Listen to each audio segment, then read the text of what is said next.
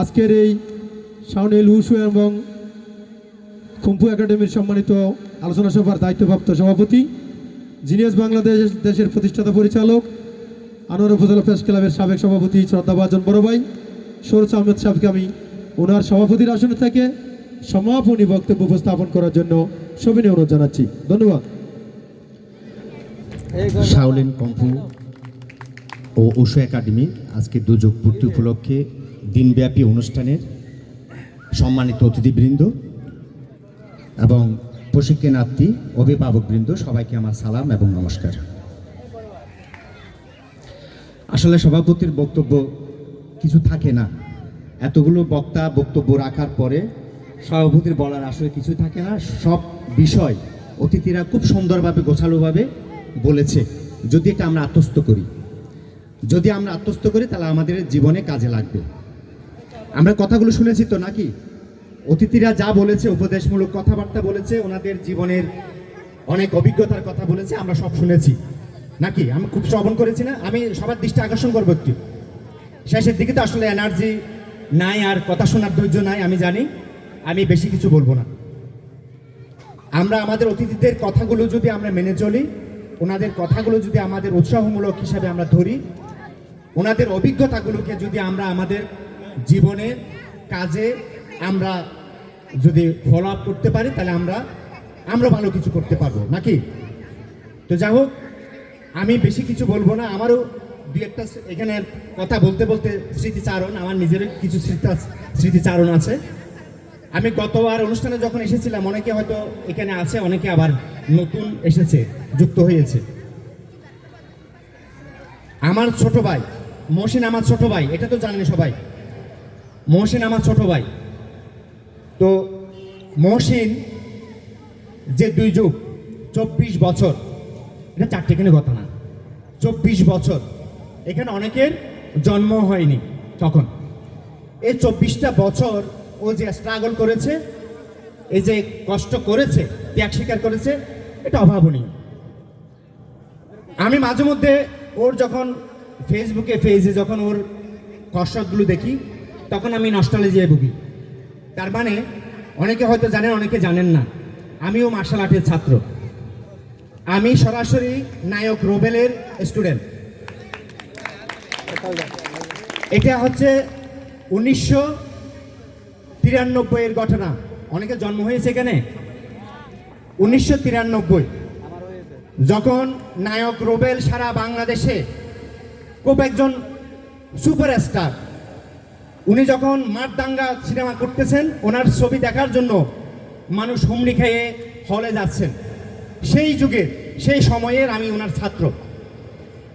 ঢাকা ওয়ারিতে হাবিবুল্লাহ বাহার কলেজে উনি প্রশিক্ষণ দিতেন। ওই হাবিবুল্লাহ বাহার মাঠে আমি ওনার স্টুডেন্ট। কিন্তু আমি এই কথাটা এই জন্য বলেছি, আমি ধৈর্য রাখতে পারিনি।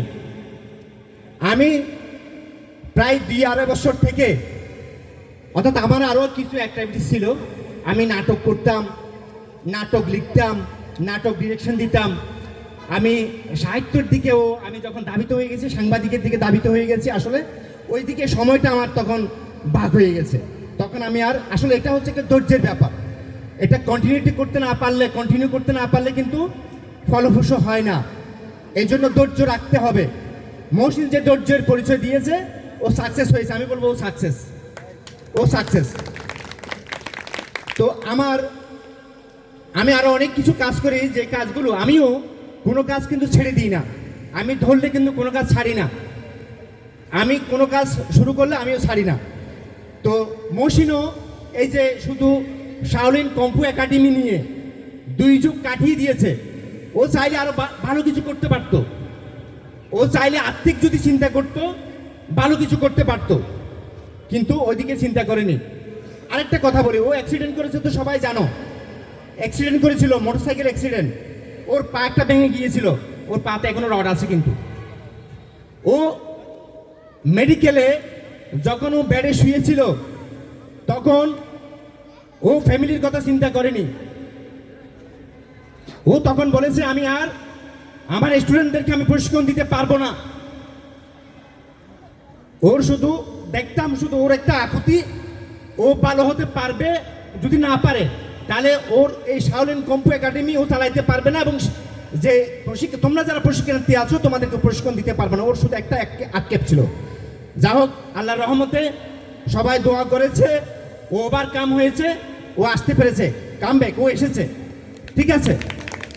এখন তোমাদের মাঝে আবার ও ফিরে এসেছে, এটা কিন্তু তোমাদের সবারই দোয়া ছিল, তাই না?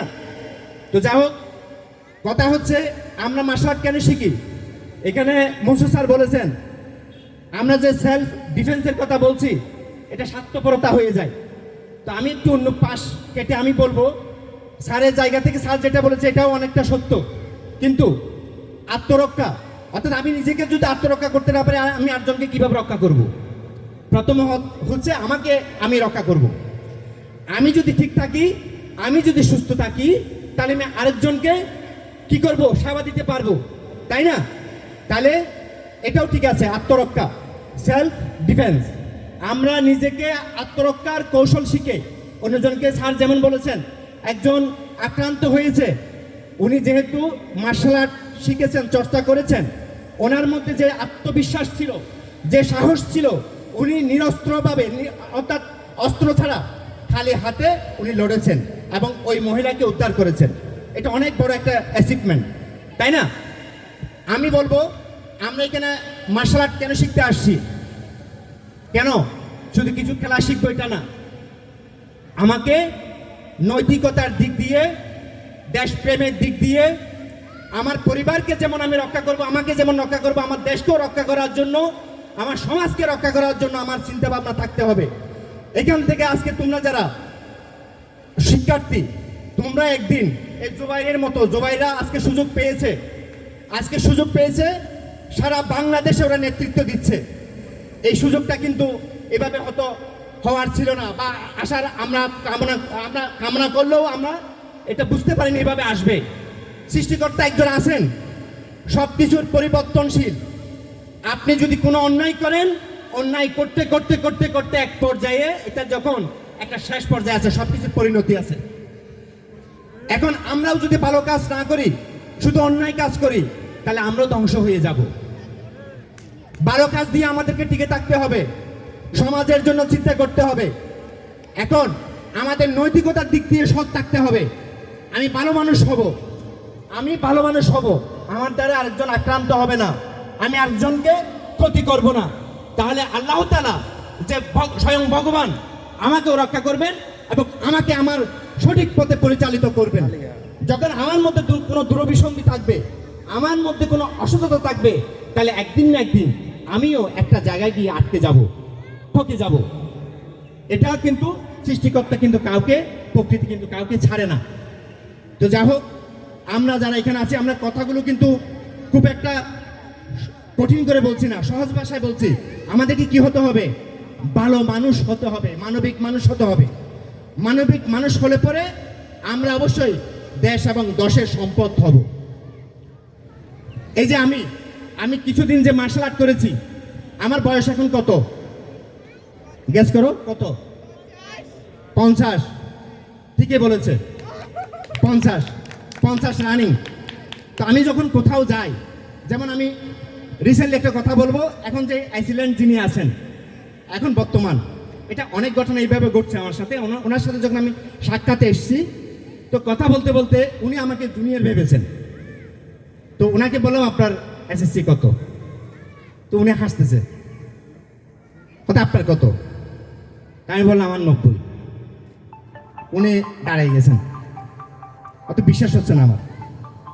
তার মানে কি, যারা মার্শাল আর্ট করে, শরীর চর্চা করে, ওদের শরীর এই যে আমার মতো এভাবে স্লিম থাকবে।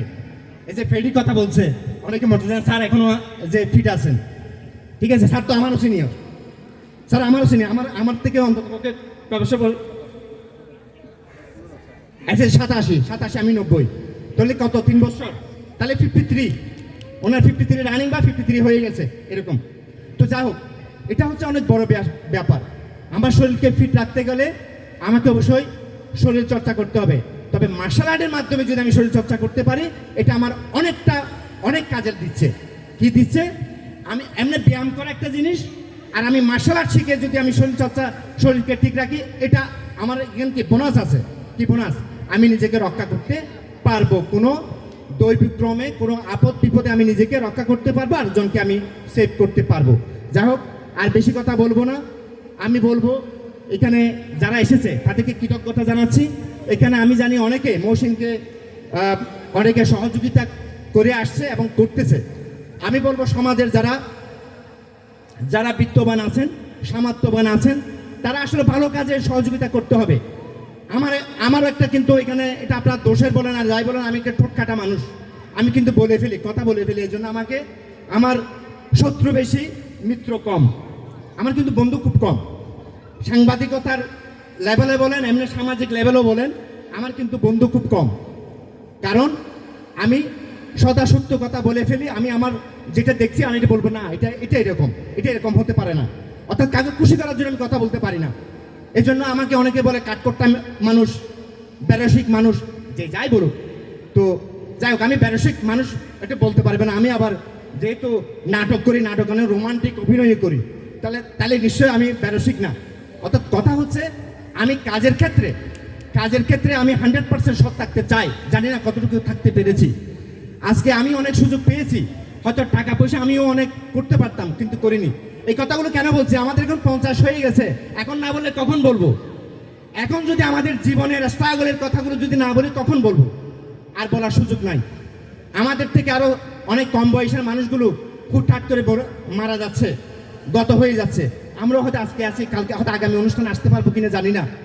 তো যা হোক, এগুলো হচ্ছে আমাদের আনোয়ারার একটা বিষয় হচ্ছে, আনোয়ারার অনেক মানুষ আছেন, অনেক বড় বড় মানুষ আছেন, অনেক জাতীয় পর্যায়ে মানুষ আছেন, ব্যবসায়িকভাবে অনেক প্রতিষ্ঠিত মানুষ আছেন। এবং আমি বলবো শিক্ষক পর্যায়েও বা শিক্ষাঙ্গন পর্যায়ে অনেক বড় বড় সচিব আছেন, অনেক বড় বড় কিন্তু আমাদের গুণী মানুষরা আছেন। কিন্তু এই মানুষগুলো কেন জানি আমাদের আনোয়ারার দিকে ফিরে তাকায় না, আনোয়ারাকে কেন ওরা তাকায় না আমি বুঝি না। আমি যখনই ওনাদের সাথে আমার পরিচয় হওয়ার সুযোগ হয়, তখন আমি আনোয়ারার জন্য নিবেদন করি, আপনি আনোয়ারার দিকে একটু আসেন, কথা বলেন, আনোয়ারার এই বিষয়টা, এই অভাবটা দেখেন। তো এটা আমাদের আসলে দুর্ভাগ্য বলতে হবে। তো আমি বলবো, এই ধরনের ভালো কাজগুলো যদি প্যাট্রোনাইজ না করি, আমরা যদি পৃষ্ঠপোষকতা না করি, তাহলে টিকে থাকা অনেক দুরূহ। যা হোক, এই Shaolin kung fu and wushu academy আজকে 24 বছর হয়েছে।